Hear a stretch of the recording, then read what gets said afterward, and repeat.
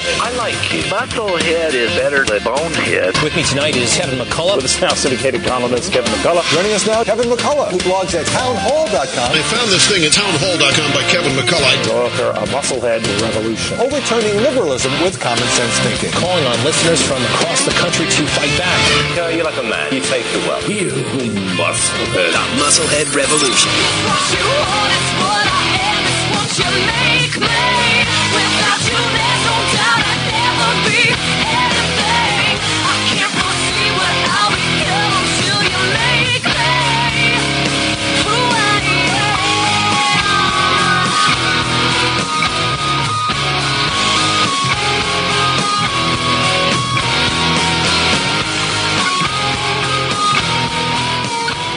AM 570, WMCA, New York's Christian Talk. Kevin McCullough, always glad to be with you. Thank you for checking out the homepage at WMCA.com and also keeping up to date with what I'm writing about in the world of politics at townhall.com on a weekly basis. Kathleen Willey has joined us. She is the author of the new book, Target, but you probably remember her name from the days in which the headlines included a lot of mentions of the Clintons, and now that Hillary is attempting to return to the White House, Kathleen Willey's book is coming out, Caught in the Crosshairs of Bill and Hillary Clinton. Again, the name of the book, Target. Kathleen, welcome to the Kevin McCullough Show. Thanks for having me on. I appreciate it. Let me ask you a little bit about, I think most people would remember your intersection with the media and the Clintons, but for those who don't, give me the brief synopsis of how your name came to be associated with the scandal-ridden Clinton administration. I was a volunteer at the White House. I went to the White House shortly after President Clinton was inaugurated in 1993, and he was a friend of my late husband's and mine. We had started Virginians for Clinton and set up a campaign office for him and raised a lot of money for him. And as I said, we were friends. And I found myself many months later in November of 1993 in the throes of a very serious family financial crisis. And I went to see the president as a friend to ask him if he could help me find a paying position. That I was no longer able to volunteer, that I had to do whatever I could to help my family. Sure. And while I was there with him, he sexually assaulted me, and that's what happened. And then, tragically, the next day, my husband's body was found. And it had been ruled a suicide. And the issue of the sexual assault, Kathleen, he molested you basically in the White House, if I remember the reports correctly. But are you aware if your husband was made aware of what the president had done towards you? Was there any other additional information ever released about the possible motivation for your husband for a suicide to have occurred? I never saw my husband again. I had spent the entire day trying to locate him. When President Clinton... Because you would have wanted to tell him what had happened.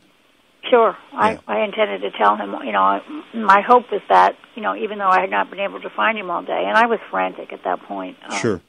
But, it never entered my mind that he would consider taking his own life. But by the time I got into the Oval Office to talk to the president, he has gone on record as saying that I was visibly distraught and, in tears.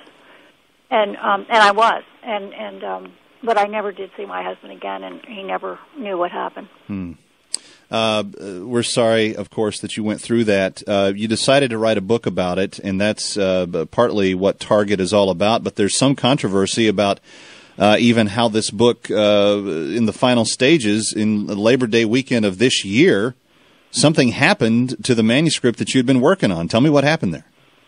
Yes, over the Labor Day weekend, I was proofreading my book, and I had downloaded it, and someone broke into my house in the middle of the night while I was upstairs asleep and stole the manuscript, and it was deja vu all over again because I had suffered just brutal intimidation and threats and just a terrible smear campaign all during that time that I was had been subpoenaed by Paula Jones's attorneys in her sexual harassment suit, and then subsequently I was, dragged into the Monica Lewinsky scandal, and I suffered a lot of intimidation. There were times that I was truly terrified, and and I write about that in the book because there were a lot of misconceptions about me, a lot of untruths, and I was given the opportunity with this book to correct all of those and to tell my story, which I think is an important story as we're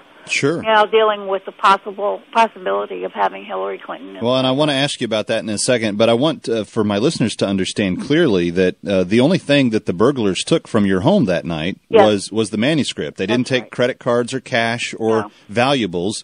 This was a designed hit to pull out your manuscript and to take off with it.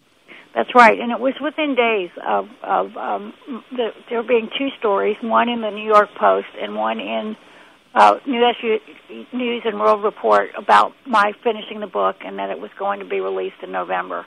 And, like I said, it was within days that somebody broke in. And their mission was twofold. One, to try to terrify me again, and two, they wanted to see what was coming in this book. And you're right, there was nothing else missing. They made it they wanted it to look like some kind of a burglary. They tore the antenna off my car, tampered with my satellite system. My purse was missing. That's what first alerted me to the fact that something was wrong. But I did find my purse out in the woods, and a little bit of money was stolen, but they didn't even take my credit card. So it was clearly obvious what they were after. Right. We're talking with Kathleen Willey. The book is called Target, Caught in the Crosshairs of Bill and Hillary Clinton. This is AM 570, WMCA, Kevin McCullough. Glad you're with us. Kathleen, let me ask you a life issue, not specifically related to the book itself, but I think a lot of the women who listen to me on a daily basis would probably be interested in knowing how did it impact you to know that the leader of the free world had basically free reign to sexually harass you, to molest you in the White House, and that essentially there was nothing that could be done about it? Well, that's a very good question. Thank you for asking that. It's almost incomprehensible because who do you tell? Where do you go with a story like that? What do you do with it? And I decided that the best way for me personally to handle it was just to stay quiet about it, that it was a bad story. Of course, I was dealing with the tragedy of my husband's death the next day, and a huge financial crisis. We had two children in college, one on her way to medical school. I needed to do whatever I could do to keep everybody and everything intact. And, it's incomprehensible that, like you said, the leader of the free world thinks that he can do those kinds of things, seems to think he's entitled to that kind of behavior, which is something I really would like to stress. It's almost like an entitlement to him, and not have to answer for it. And we watched it, as the Monica Lewinsky scandal unfolded. Sure. With all of his denials. We're not stupid people, But Kathleen, it went way beyond an overeager intern who was more than happy to service him. I mean, Paula Jones obviously was someone who claimed harassment. Yes. NBC sat on Juanita Broderick's story. I think it was for over 14 months. I know.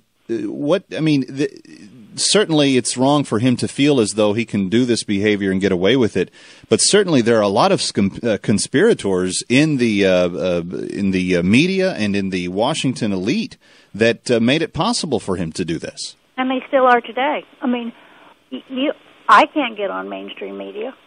People don't, they don't want, Matt Lauer isn't sending me red roses and inviting me on his show. And that's not going to happen. I don't think it is. I would like to think that there would be a possibility at some point that they would have me on mainstream, that these, Good Morning America and all the mainstream media would have me on their shows and let me tell my story. Right now, that's not happening because they don't want these stories to come out. Yeah. They want Hillary Clinton in the White House.